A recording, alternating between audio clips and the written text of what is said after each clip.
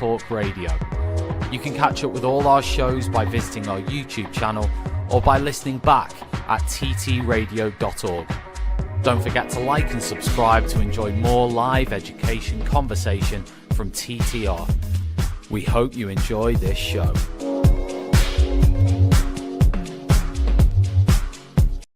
Outstanding and world-class vision and world-class this.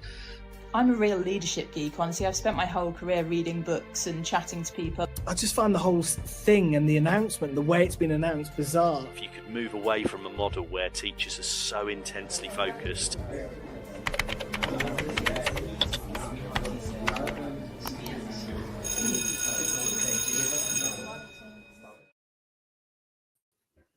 And hello there, everyone. Good evening. I'm broadcasting from Germany, so good evening from Germany, and good afternoon to Jim and Rebekah, who are based east side in the US. I hope you're both well. Yeah, it's a pleasure to be here. Thanks for having us.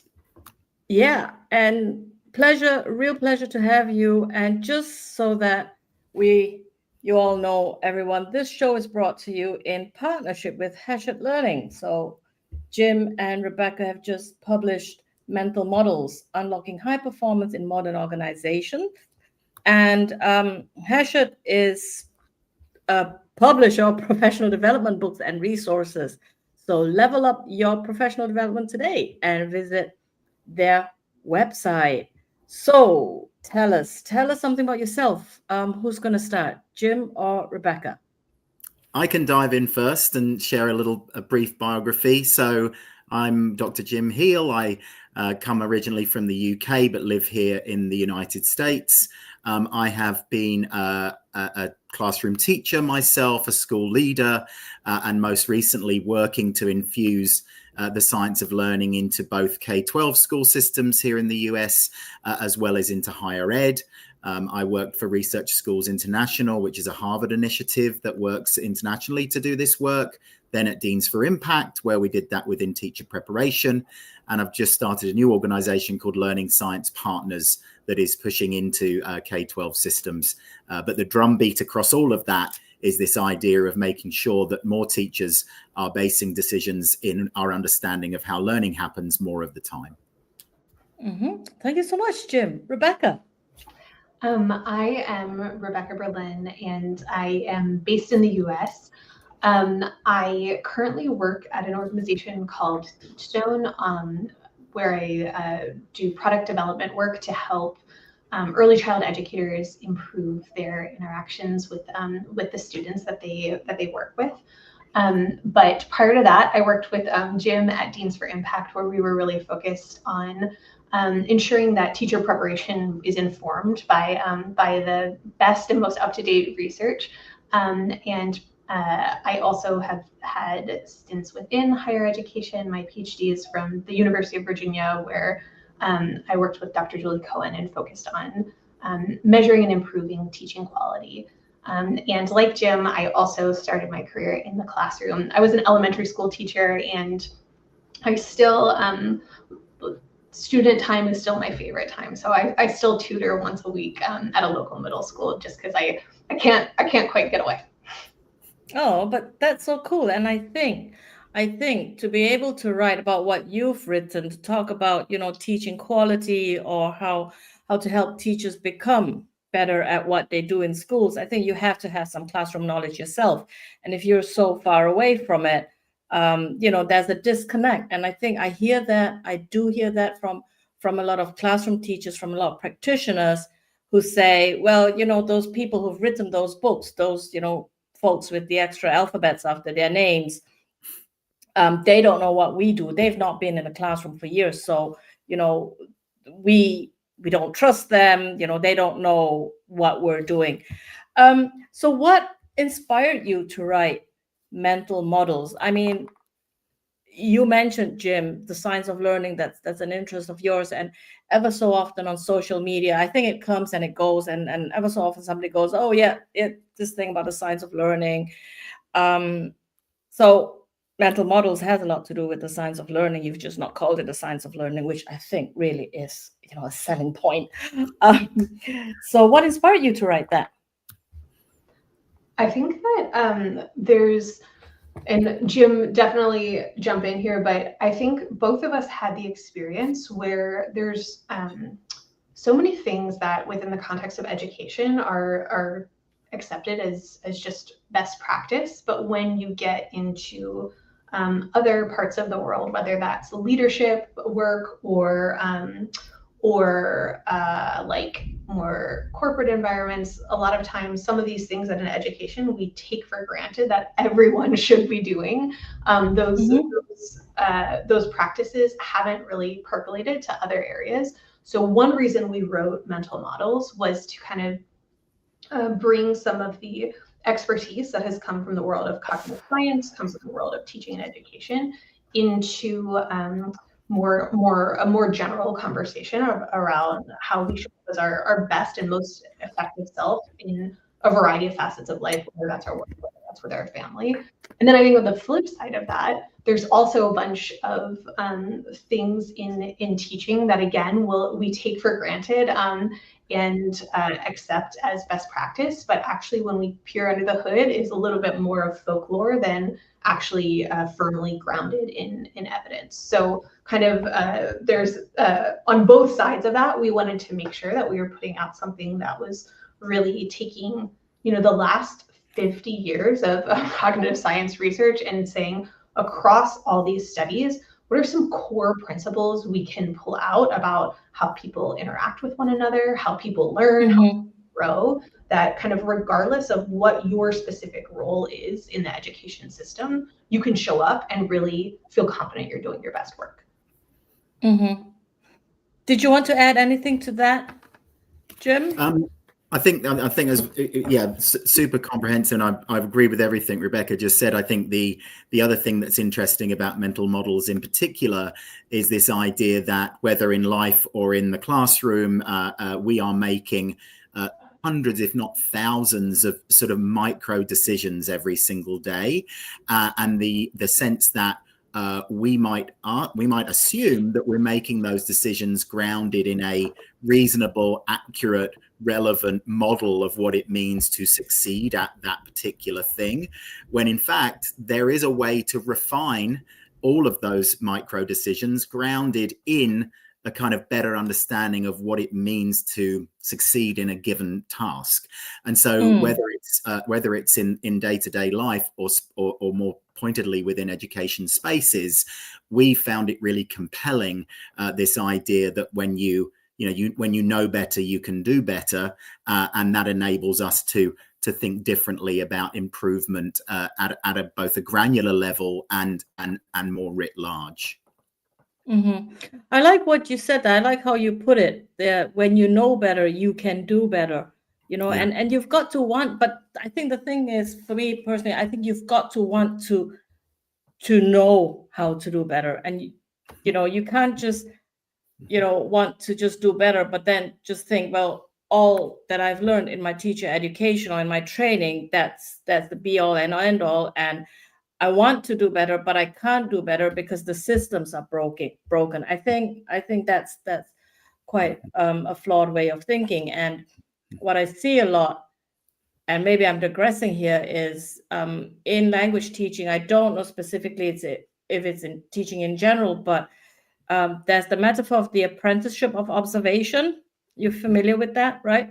And teaching is one of those jobs where young people who go into teacher ed programs think they know so much of teaching already because they spent all their lives in the classroom, but they don't realize that they've spent their lives on the other side of the table in the classroom, and what the person on the other side does is really different. And I think that's where many people struggle, or many young teachers, novice teachers.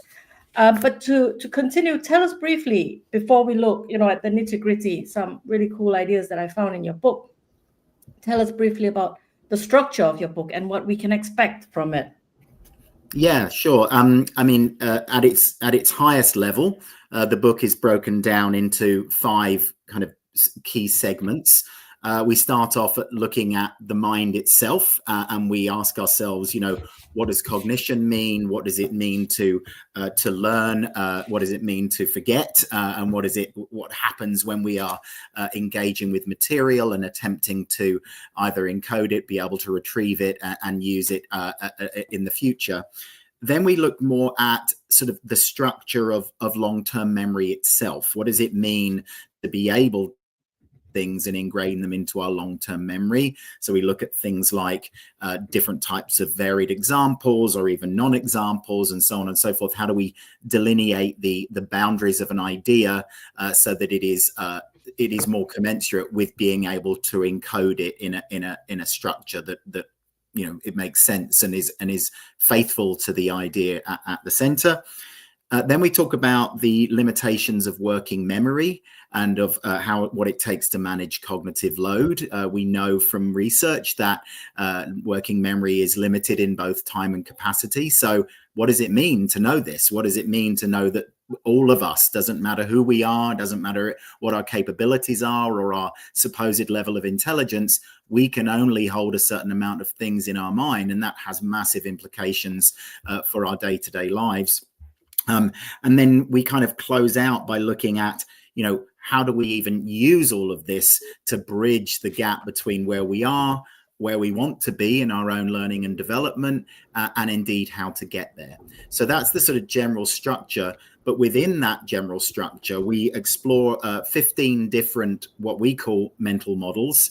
And we consider these each a kind of sticky concept that you can hold in your hand and use faithfully and effectively without sort of having to continuously go back to the research and search through, hundreds of pages of what we've come to understand about how the mind works and how we perform and grow and develop, but rather what are some things you can actually hold and use, but which don't dumb down the core ideas that we want to explore. Yeah, I mean, I personally found the book really readable. There's lots that resonated with me. What I found especially interesting was I think teachers understand what you mean when we talk about trying to get something from working memory into long-term memory. I have that problem. I teach English, ESL, EFL, and I could spend hours, weeks in class teaching them present perfect, past simple. My students are L1 German, and then you meet them in the hallway and they'll say something to you like, you go, oh, so did you have a good weekend? And they go, yes. And, last weekend I've been to the cinema. And I go, oh my God, I spent so many weeks talking about past simple, last weekend is finished time. So you say, and that's the thing. How do I get, when they sit in the classroom and do a worksheet, right? They get it all correct. So it's there in working memory. It's not that they don't know it, but and I think many teachers, that's the biggest question for many teachers. How do I move something into long-term memory? So you've actually talked already about your mental models. So let's look at the first chunk, if you will, in the learning mind. Okay, let's look at the learning mind. And here you talk about memory, working memory in relation to or in contrast to long-term memory. What are some misconceptions about how memory works?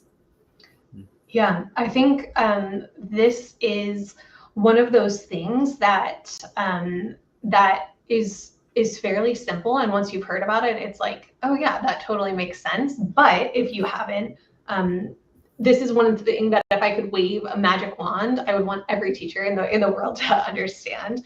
But memory isn't just one thing. So we've got working memory, which is quite limited, and that's what Jim was talking about before. But there's the science has kind of converged around, like, in general, with some complexity, that humans can hold about 5 to 7 pieces of information in working memory at a time, and more than that, it's going to compete for space. And some is going to get lost.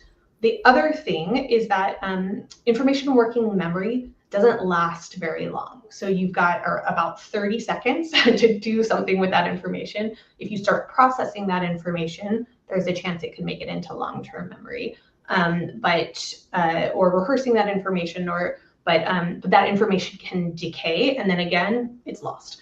The other really important framework to know, that's short-term memory, but there's also long-term memory, and long-term memory is essentially limitless. And so it's really exciting when we think about the potential of every student we work with to think of kind of their kind of infinite capacity for learning. But to take advantage of that, we have to make sure that information actually gets there, because they've got to first pay attention to it, then they've got to process it in working memory. It needs to be transferred to long-term memory, and then they still have to be able to get it back out, which is what is called like what most of us call remembering, but they have to retrieve that information to actually use it. And so I think some of the most common misconceptions we've encountered about memory are that sometimes educators will feel really frustrated with their students. I know I am guilty of what I'm saying, but where you can feel like, ugh, we've talked about this so many times. How is this a surprise, or why am I not seeing you able to do this yet?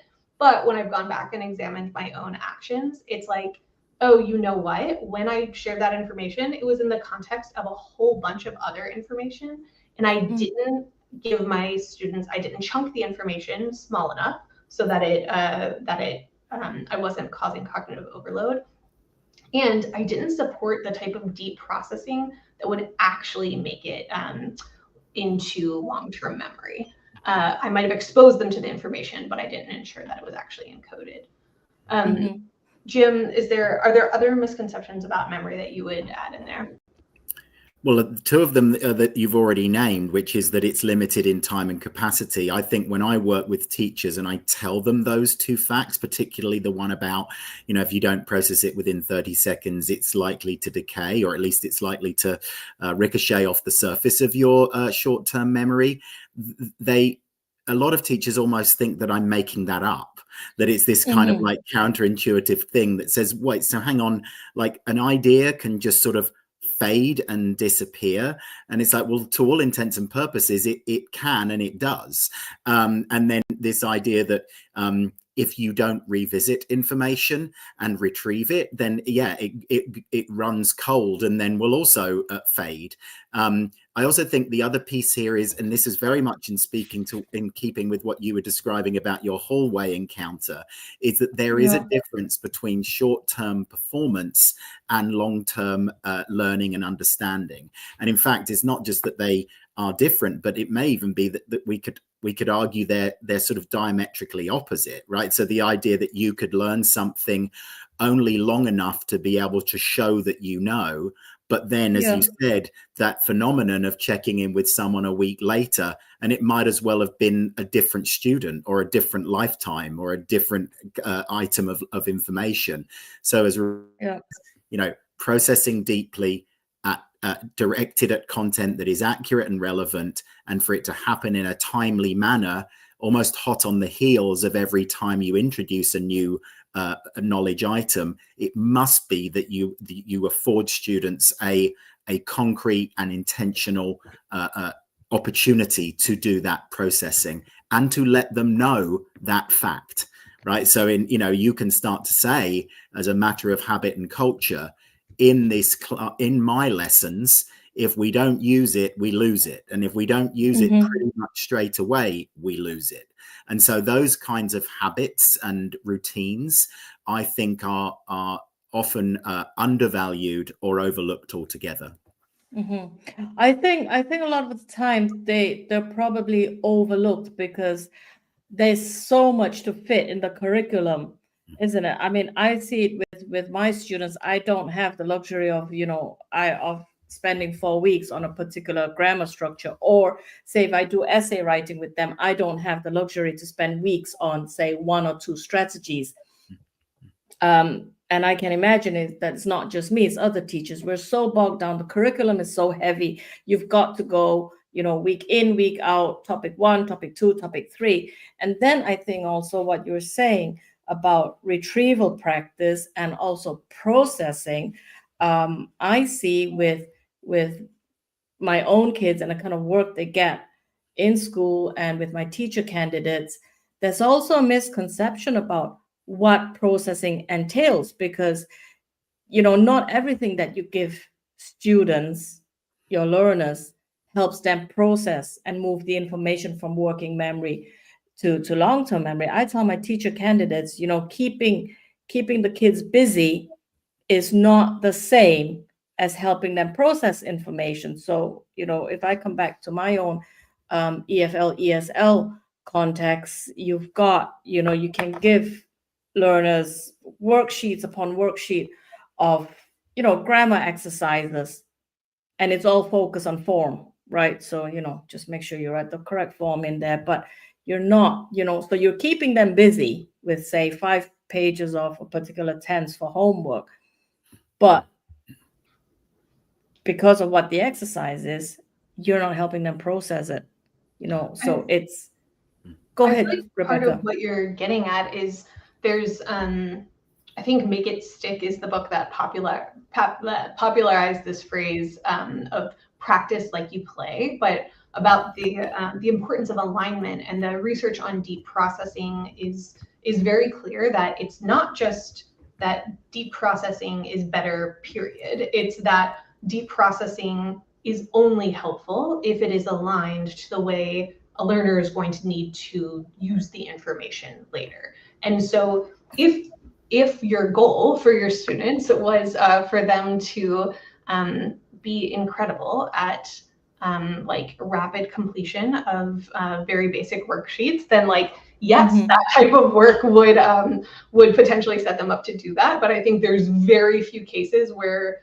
any of us would say that's what we are trying to prepare students to do. So if, to your great hallway example, the way the ultimate goal is for students to be able to, I'm making this up so you can tell me if this is way off, but if the ultimate goal is for students to be able to describe an event that happened in the past tense, like using appropriate grammatical structures, then you would want to give them deep processing opportunities aligned to that objective, not just to filling in the blank, choosing from one of 3 forms of the verb. Because exactly, that's a fundamental mismatch in the rigor of the task. Mm-hmm. And it even speaks to what you were naming about what you see when you walk into classrooms, and this often sort of been coined as the illusion of engagement, which you walk in and when I was a principal and I was observing lessons, I fell into this trap. I'd go in and say, well, it looks like there's a lot of industry and movement and excitement, and the students are smiling, and there's normally loads of sticky notes on the walls, and everything's looks wonderful. But if you actually go up to a student in that moment and you say something along the lines of, what are you working on? What would it look like to get better? And how do you think, what's a strategy you're thinking about how to get there? The question becomes, is the student going to be able to answer those questions, or are they going to look at you and say, I don't know, I'm just, I'm making a papier-mâché volcano, and that's about the size of it. And I've often encountered this with adults as well, where they'll say, I sometimes talk about, what do you remember from school? Like, what are the lessons that have stuck with you to this day? And they'll normally say something really whizzy on the surface. I'll never forget when my teacher came in dressed as Abraham Lincoln to whatever. Then the follow-up question would be, well, other than you remembering your teacher wearing a stovepipe hat, what was it about that lesson that you were supposed to take away? And did you take that thing away? And at that point, this adult who's trying to recall that lesson from 20 years ago draws a blank, because like Rebecca's point, they're not encoding the germane content about, in this case, the Emancipation Proclamation or whatever else it might be, but rather truly surface level appreciation rather than the underlying architecture. So memory and paying attention to the right things and inviting the right kind of thinking about those things is an incredibly precarious act. And there are many more ways that it can go wrong than that it can go right. And so that calls on us to be ultra intentional about the way that we construct and design those moments. Right. So I'm going to throw a curveball here now. We hadn't, kind of thought about this before, but based on what you just said, I think that totally speaks counter to the current teaching culture in school, which is teaching to the test. Right. We don't want, well, not me personally, but what I see from a lot of teachers is this just, prepare the kids for the next exam and just work towards that. And if they don't and remember, whatever we've taught them beyond the next class test, that's totally irrelevant. Do you see that? Are you familiar with that? Where teachers are just more concerned, good grades, get the kids through, teach to the test, rather than holistically teach something?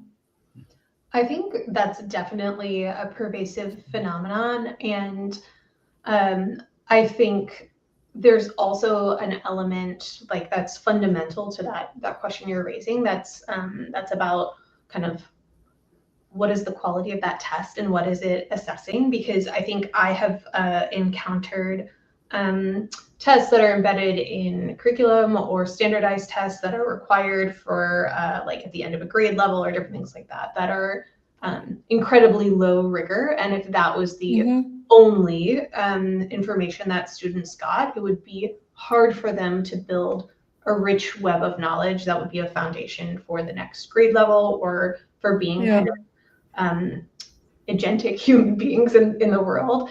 And I've also encountered tests that like are embedded in high quality instructional materials, and in the US, some state assessments have made a move to really knowledge rich assessments, really high rigor assessments. And I also think in the kind of age of AI that we're living in, there's new possibilities for both measurement and kind of assessing student responses at scale in ways that used to be limited to just selected response items, that there's kind of a broader scope of those now. So I think I would respond to that by saying the classic, it depends, but it really depends on the quality of that assessment, on whether that's a really helpful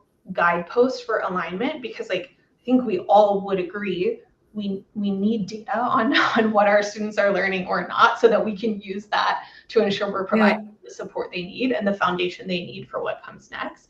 And I think we have all seen where that can become really harmful to students and to educators, and really also suck both the richness and the joy out of learning. I mean, it's also this idea.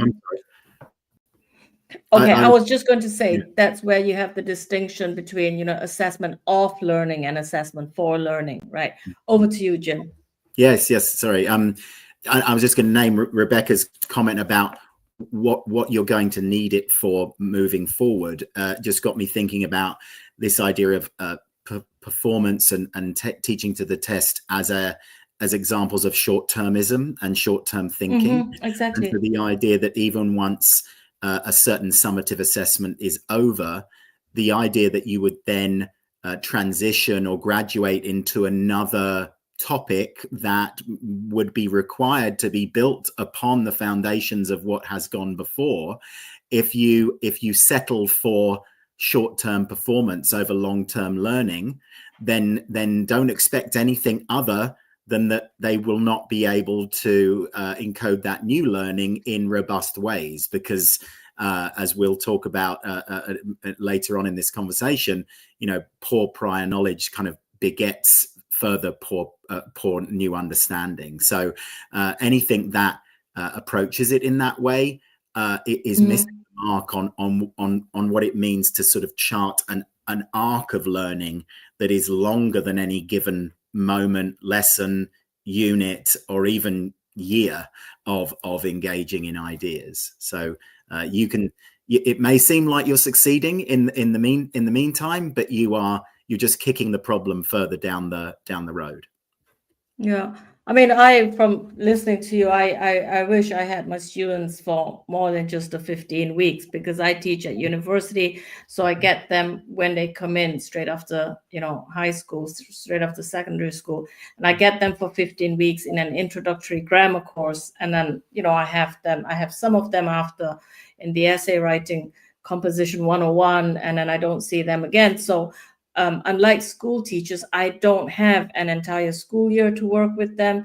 It sounds like, all that with, retrieval practice and teaching them the strategies and not just, assessment of learning, doing all that, exciting things, as I would say. I don't have, I feel a bit gutted that I don't have the luxury to do that with them. But then, of course, I know teachers who just, want to do the bare minimum just because they don't know. It sounds, if anybody were listening to us, they go, well, that all just sounds very complicated, and I don't have the time in my curriculum. So we're gonna go into some of the models that you mentioned. I really like the archaeological dig model. I like that because when my older child was much younger, was a child, she loved dinosaurs. So what does this model help us understand?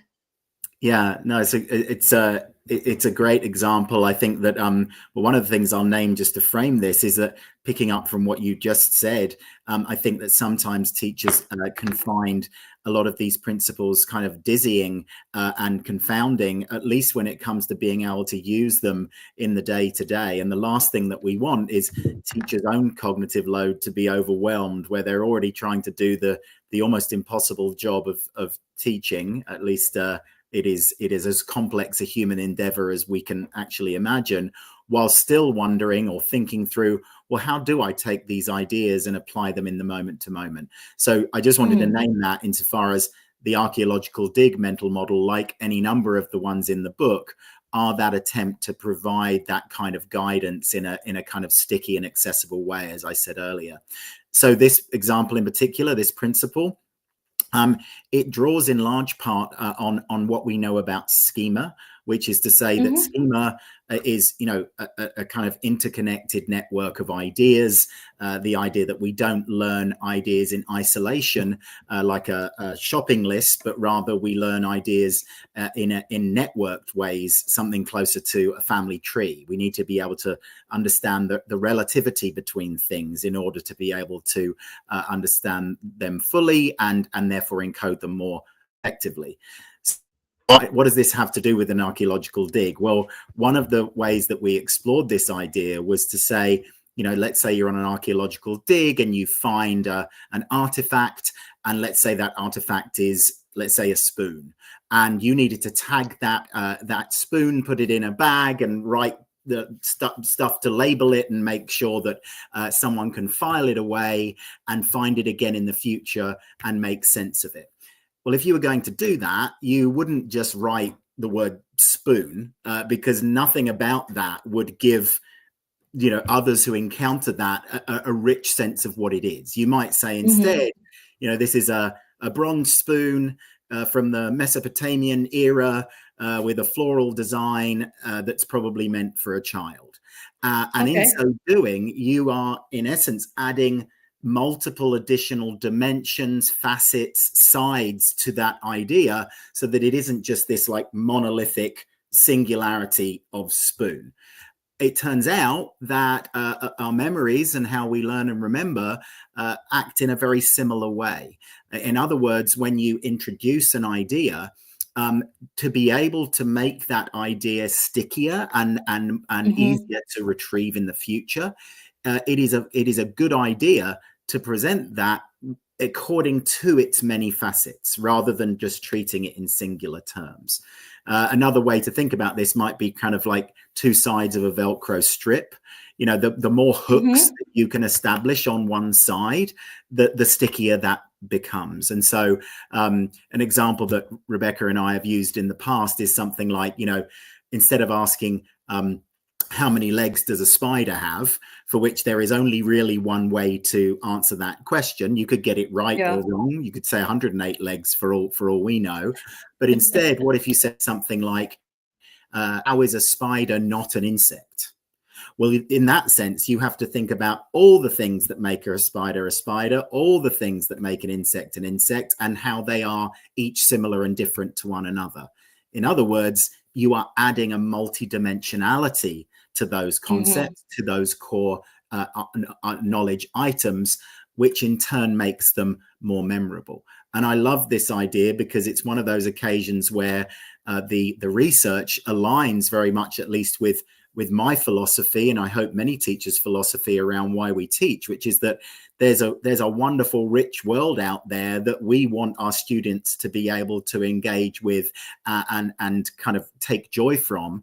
Well, actually, it turns out that when you introduce that richness and the multifaceted nature of ideas, it actually makes those ideas more memorable along the way. So you kind of buy one, get one free in that respect. So yeah, the archaeological dig is our attempt at trying to present that in a way that folks can kind of hold and recall when they need it.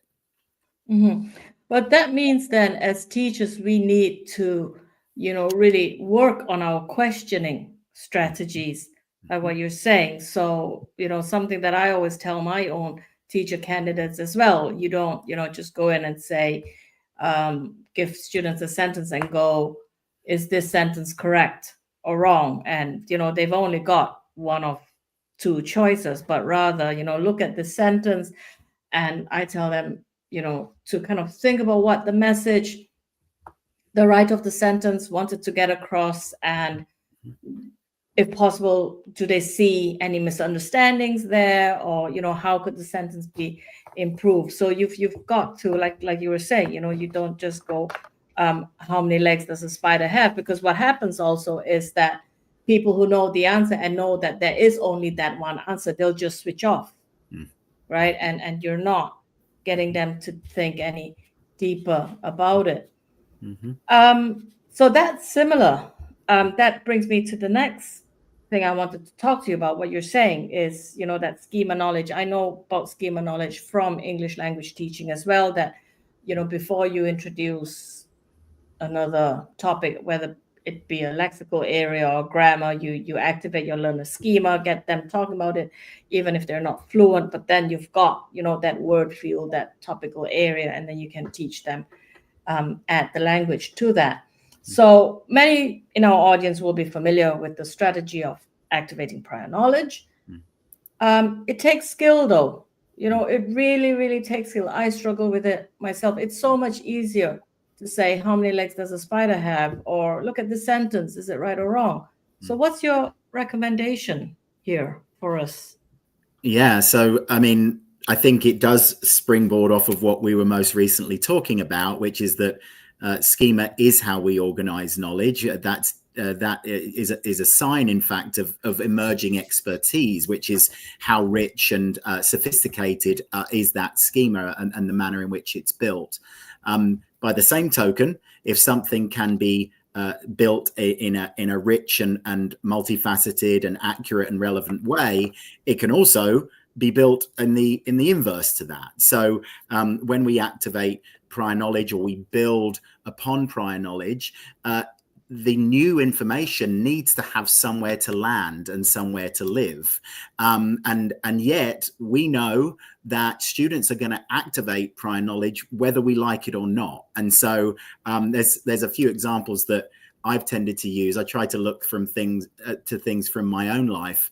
And so I have my 5-year-old daughter, Nora, when she was about 3, we were looking at a picture book and she pointed to an airplane and said, "Look, Daddy, it's a helicopter."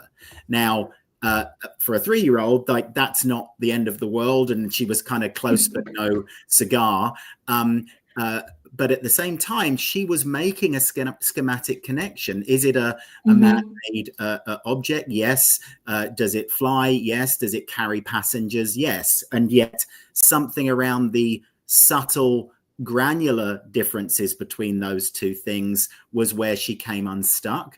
And so if I left that moment unattended to and didn't lay out and make explicit some of the more fundamental differences between those two things, then that misconception would only further adversely influence whatever was going to come next. Conversely, if Nora became an aeronautical engineer 20 years from now, then she would know everything that makes a helicopter and everything that makes an airplane, just like our insects and our our spiders, but only if the misconceptions, the relevance of those misconceptions and the accuracy of those misconceptions are corrected and or attended to. I don't think we'd want to get in an airplane or a helicopter designed by my daughter 20 years from now if those gremlins of what she means to understand those concepts had sustained. And so for the most part, one of the things that we can do to address underdeveloped schema and prior knowledge is to make it explicit and invite our students to do the same. So you need to be able to invite them to think not just about ideas, but the interconnectedness of ideas, and to be ultra intentional about how that information is being utilized to understand new things. After all, there is nothing that we can make sense of in the world, other than through what we already know about it. And so if we don't pay attention to the to the relationship between those things, new learning and prior understanding, then we're leaving to chance whether or not those connections are going to be made. And one final thing I'll name is that this isn't just about the prior knowledge that you as a teacher can build or help your students to build with the specific intent of using it. It's also the prior knowledge that your students bring into the classroom that may not have been a part of formal education or teaching that you have directly engaged in. And again, this is where I kind of get on my soapbox about, equitable practices in instruction. If prior knowledge is like a currency, then whose currency is accepted in classrooms? Is it just that normative student who understands kind of normative cultural references and background understanding that happen to be the ones that are the currency of the classroom? Or are these students that don't happen to have currency that is accepted, and therefore this is why we have this kind of persisting and even widening of achievement gaps, because the more you know about a particular topic, the more you get to know about that topic. And therein lies the challenge of how to make these kinds of approaches to instruction beneficial for all rather than just beneficial for some. One example that I used to use related to this from my own work in the classroom is when I would be introducing division to third graders. They had never encountered division before. So if I had opened by saying, like, tell me everything you know about division, that would not have yielded anything helpful. But what I did know from hanging out and eating lunch with my kids was that most of them love to play cards, and we played games in our classroom all the time. So instead, I could start by activating prior knowledge about and saying, like, division is actually a lot like dealing a deck of cards. And so our goal is to ensure that we're taking a quantity and sharing it equally amongst a certain set of people or into a certain number of groups.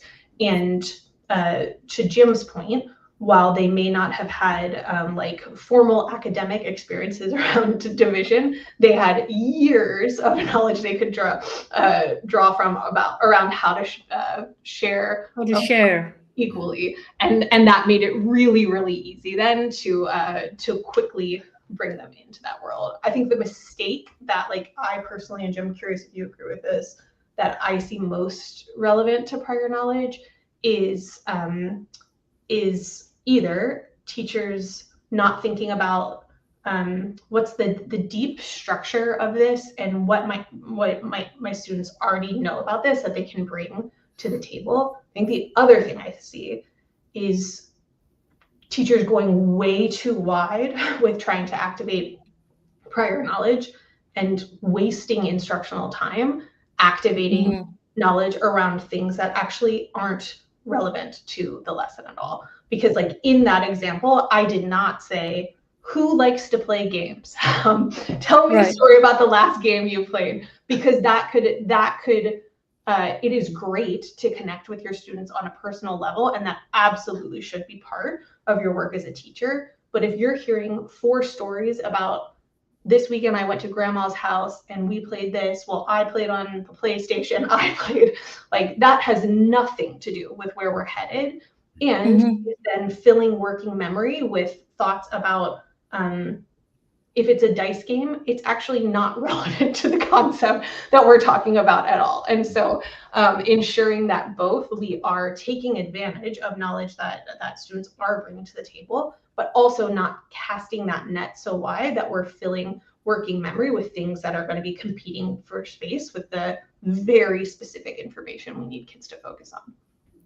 And I'd add to that by saying there's another flaw, and almost a fatal flaw in this, which is that if you are going to introduce something via something else, then if you are using any kind of analogous or metaphorical or figurative representation of that thing, then it must be that it shares but the underlying architecture of the idea. Even if the surface is different, it needs to make sense that it translates into the same. So Rebekah's example of division and the equal distribution of cards makes sense from top to bottom. Whereas if you say something like, well, such and such is a bit like riding a bike. Well, is it? Or are you just, is that a tangential or loosely defined way of connecting prior knowledge to new understanding? And if you do, then you should expect students to also make loose sense of what it is that you are inviting them to connect. So I think there's, again, this is what makes teaching so difficult. There is a precarious balancing act that you need to engage in. When you were talking about this equity, right, and knowledge and the schema knowledge and who's got it and who hasn't got it, it reminds me of something that I did with my own students in our teacher education program, where I'd read somewhere else, and the author described it as teachers always chasing for the right answers. So a teacher poses a question, you've got, say, 5 kids in the room who put up their hands. The teacher picks one of those 5 kids, child gives the correct answer, teacher's happy, pats themselves on the back and go, yay, and the question that the author posed was that, so you can see that the learning has happened for those 5 children. They've got the knowledge, but what about the others, who haven't contributed, right? So you shouldn't, and that's one advice that I give my students, is you shouldn't just always be chasing for the right answers, or you shouldn't just always be calling on people who have the answers, because it makes you look good. Yeah, we sometimes call that, like, as you say, like chasing the hands, and in large part that is because, let's be honest, like, we're human beings, and teachers want to feel that what they are teaching is being learned. And so even if it's at a kind of subconscious level, you might get that feeling of, okay, great, right, we've got that, everyone got it, right, we're moving on. But as we well know, I think this is something that one of my co-authors and colleagues, Carl Hendrick, has talked about. He says, you can't connect the dots without any dots. And even cognitive scientists and educational researchers have a name for that. They call it the Matthew effect, which, you know, from those who know their scriptures, that is about the rich get. Oh, okay. And so it has that compounding effect.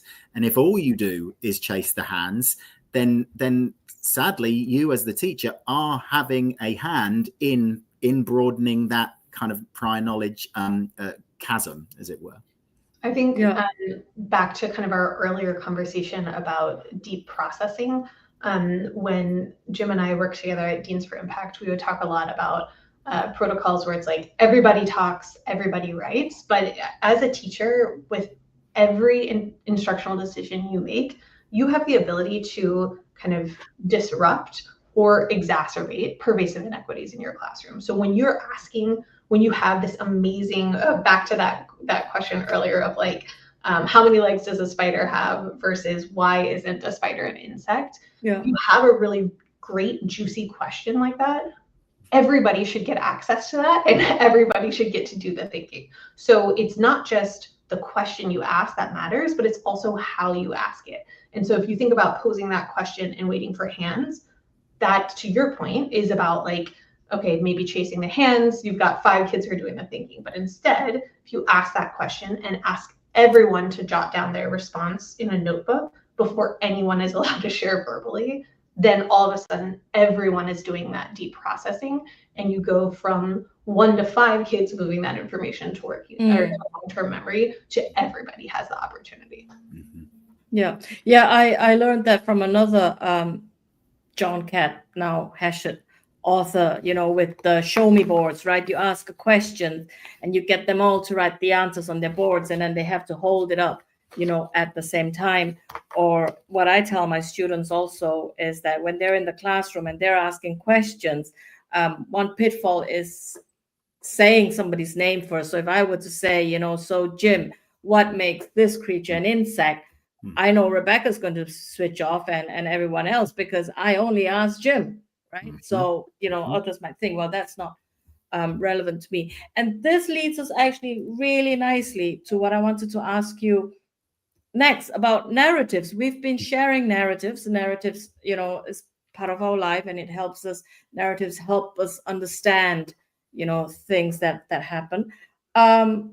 Is it really as simple as storytelling?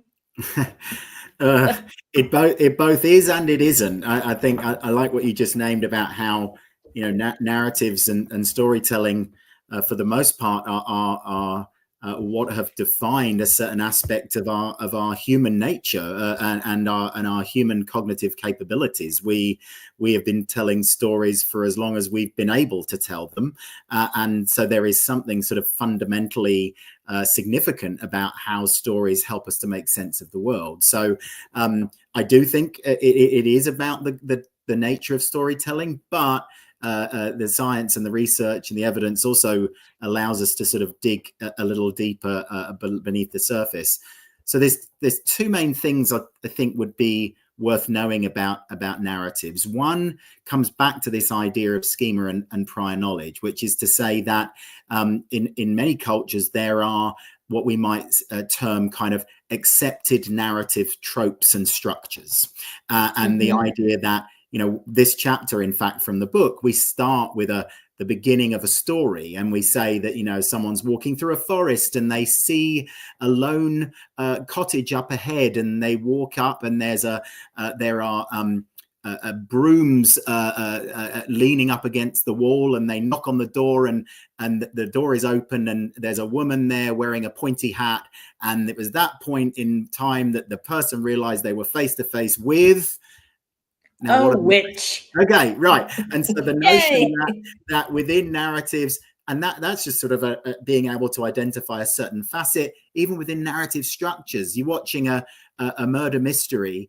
You're not going to be sitting there thinking, well, this is all going to go well, right? You're going to think that at some point there's going to be the complication that is the murder, and then part of what your job will be is to try and work out who the murderer was. So things like that, accepted and kind of formulaic, for want of a better word, narrative structures, they do help to a certain extent alleviate our cognitive load, because we're not having to think about, well, what's happening next, and who is that, and what does it mean that they've just introduced this guy who's, you know, twiddling his mustache? I wonder if he's going to be the bad guy.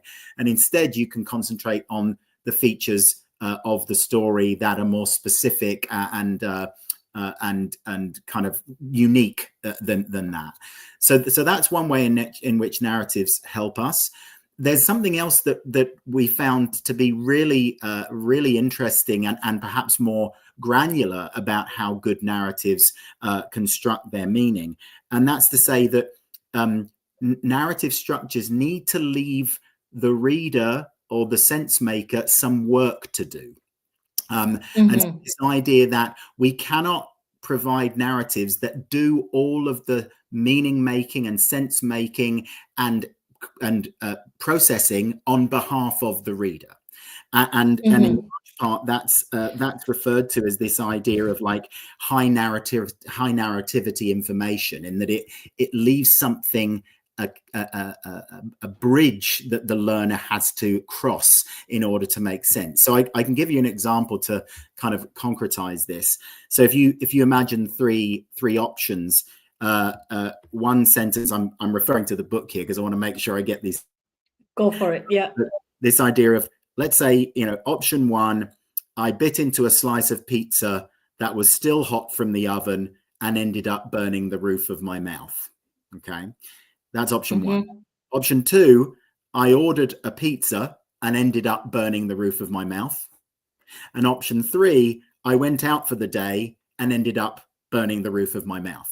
Now, to take those one at a time, option three is too vague and too broad. You left the house and you burnt your mouth. Wherein lies the connection? Option one, in a sense, provides too much confounding information. I went in, I bit the slice was hot, it made my mouth burn. In reality, the second option, I ordered a pizza and ended up burning the roof of my mouth, assumes that the reader is going to be able to appreciate that the pizza was hot, and upon biting into it, that was what caused the burn of the roof of the mouth. It requires some degree of sense making, in the same way that we might talk about elaborative interrogation as a way of saying, well, tell me why you think what you think. Tell me what it is about this that is requiring you to do some thinking. So we can neither present all of the information, because that can be confounding, nor can we present information that is so vague that the kind of cognitive leap that's required is too broad, but rather present information where there's just enough that needs to be filled in the middle in order to make the thing make sense. It's the same thing that you see when you laugh at a joke. A joke is funny because the setup and the punchline have some kind of sense that needs to be made in the middle, and that requires us to think. And it's in that thinking moment that gives that piece of information, be that a joke or a story about someone burning their mouth on a pizza, more memorable characteristics.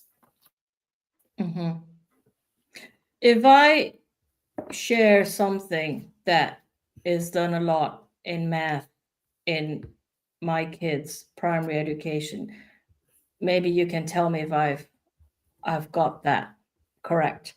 So what my kids get a lot in primary school is, in math, they get a story, you know, like it's Jim's birthday party next week and he's inviting 10 friends. Obviously, they've got other numbers, but I'm not good at math, so I'm going to just stay with easy numbers. He's inviting 10 friends, and he wants to prepare party bags for each one of them. And he's only got $10 to spend on all his 10 friends. And then what you get is a list of what the various items would cost. And then the question at the end is, which items can Jim buy with 10 euros, but at the same time, everybody has the same number of things in the bag? Would you say that am I on the right track there? I think that is an example of, like, word problems or story problems like that in in elementary math and they're used in later grades too. I think those tend to be less grounded in the principles of narrativity that Jim is describing, and more grounded in some of what we were talking about earlier of kind of like practice like you play. But in most cases, we're not teaching kids how to do subtraction or whatever it is just for the sake of subtraction. It's because we want them to be able to use it in real life. And so the goal of those problems are to provide application practice where they're applying those kind of abstract skills in really real world context to ensure that the whole goal is transfer. So really to ensure that they can transfer them to their real life. I do think you're onto something that like sometimes it's easier to drop into those problems and make sense of them because of what we've already talked about prior knowledge, and because of what Jim was just sharing about narrativity. But I would say, and Jim, correct me if I'm wrong, but I think the research in the narrativity chapter is more around what makes things really memorable, and the kind of two big things is what Jim described. They're listeners and readers, if you want them to remember something, they need to do some work. And so setting them up to, you're not going to hand them everything, you're going to set them up to make an inference. But you also have to provide enough that they can make that leap. And then the other thing is just taking advantage of story structures. There's several studies that show when information is presented as a list of facts versus in a narrative structure, people tend to remember the version that's in a narrative structure far better, even though it's the exact same information. So it's like, use that to your advantage and stack the deck. Don't if you're giving a big presentation at work, don't make it a list of stats. Tell it like a story, and it's going to stick with people a lot more. And the flip on that from your example about the party, let's for a moment assume that we're not doing a math problem, but let's say instead that you wanted to tell the story of that day and of that party, then there would be a way to do that in a high narrativity way. And then there would be a way of describing it almost, as Rebekah says, as like kind of by bullet points. And then this happened, then this happened. And it would be the high narrativity version that would make the events of that party more memorable from it. You know, in this case, if you were the one telling the story to someone who was not there. Well, there you go. So it's not just as simple as storytelling, right? And I've noted down what you said, Rebekah, and that really helps me understand it. What you were saying about application practice, because that reminds me of what I do in English class with students. Say if I had just taught them the modal verbs for suggestions and recommendations like should and could and might, and I tell them a story and say, I've got this friend who's come to visit me from Southeast Asia, and that person's never been to Germany before, and la di da di da. What would you recommend we do in 3 days here? That's kind of contextualizing. It's not really a story, but they sit and they're riveted because they're invested. We're having so much fun. We've actually come to the end of our hour, but I've got a couple of questions for you as we close. If every teacher adopted just one mental model from your book, which two, so one from each of you, would have the greatest impact on learning outcomes? Jim, go first. Jim goes first. Oh my God. All right. Now you've given me the hardest one now, because I was going to do whichever one Rebekah didn't do. This might sound like a cop out, but the very first model, which is the model of the mind itself. I think that all of the mental models that follow, in a way, that serves as the touchstone for how to make sense of many of the others. Because if we don't understand the fundamentals of how we ought to pay attention to ideas and the effect that has on learning, then many of the other concepts and mental models, I think, would be harder to land and make sense of without that situational piece. Rebekah? I would strongly agree, and I'm going to cop out a little bit and just say that I think I agree with everything Jim just said, and I also think about our work in kind of teacher preparation. And if there's one mental model I'd really love to make it into the teacher preparation space, it's tending the garden, and which is really about effective practice and feedback. I think one of the most common things I see, whether it's in teacher preparation or in teacher coaching, is a focus primarily on just reflective practice. And reflection is only as good as the person's understanding or mental model of effectiveness. And when someone is new at something, an abundance of research across almost every vocational field shows that their mental model needs a lot of work. So it's not fair to claim to want to support someone and then put all the work back on them. So the tending the garden mental model is about the same way a trellis directs a plant's growth, providing practice opportunities that really target a learner on one specific thing and direct their practice very specifically towards that. We say you water what grows, but you want to identify what they're doing that's really strong so that they keep doing it and understand why that's so valuable for kids. And then when you think about the work of a gardener, it's a lot of times counterintuitive that the way you support growth is to cut things back, but you have to prune plants in order to support healthy growth. And you also have to provide that to learners. For novices especially, corrective and directive feedback is essential. And a lot of us shy away from wanting to give that because we might feel uncomfortable, but there's a way to deliver that feedback in ways that are kind and warm and supportive. And when we deny learners feedback that says like, hey, next time I want you to try this, here's why, let's practice it together, that is such a low lift thing to do and can transform practice so much faster than endless sequences of reflections where you're hoping someone intuits what to do.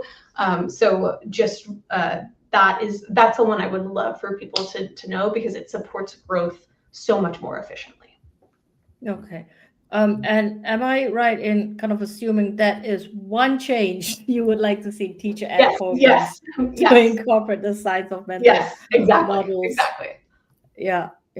The tending the garden, I think I've seen it in my daughter's work. One of her teacher must know. Well, I mean, your book's new, so she can't necessarily know that. But what she's got for the kids when she returns their tests or she gives them quarterly reports, and she's got different levels like the seed and then the small sprout and things like that. And I remember when my daughter first encountered it, she thought that was really cool, and she said, "Oh, mommy, look how nice this is." And so that's cool. Do you want to tell us about your upcoming webinar before we go? Yes. Thank you for the shameless plug. So October 2nd, that's going to be 9:30 to 10:30 p.m. UK time. Or if you're here in the US, that's 4:30 to 5:30 p.m. here on the East Coast. Even if you can't make it live, if you sign up, you will be able to get a recording.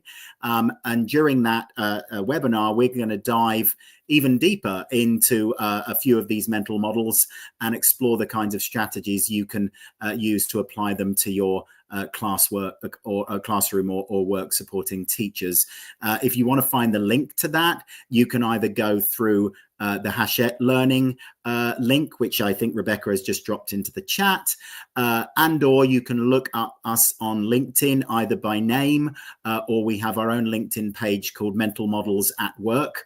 That will direct you to a whole bunch of resources and things that we've been working on or are going to be working on in the future. Yeah, and thank you everyone for joining us. Thank you very much, Hachette Learning, for sponsoring this show all about mental models unlocking high performance in modern organizations by authors Jim and Rebekah. And for that, with that, it is now time to say goodbye. Thank you very, very much. Thank you for joining us. Thank you. Outstanding, a world-class vision, world-class this. I'm a real leadership geek, honestly. I've spent my whole career reading books and chatting to people. I just find the whole thing and the announcement, the way it's been announced, bizarre. If you could move away from a model where teachers are so intensely focused